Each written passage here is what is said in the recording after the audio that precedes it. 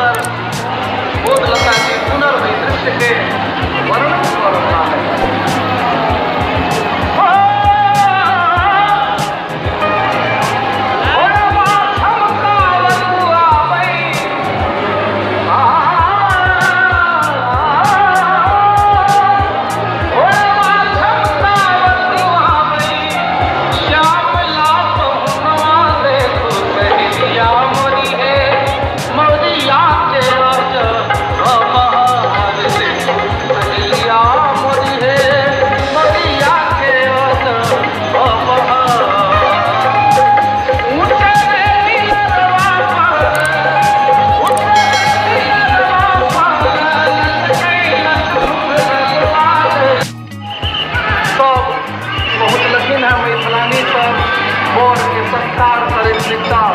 सारे छठे आंगन नौजवान तैयार हो रहे हैं।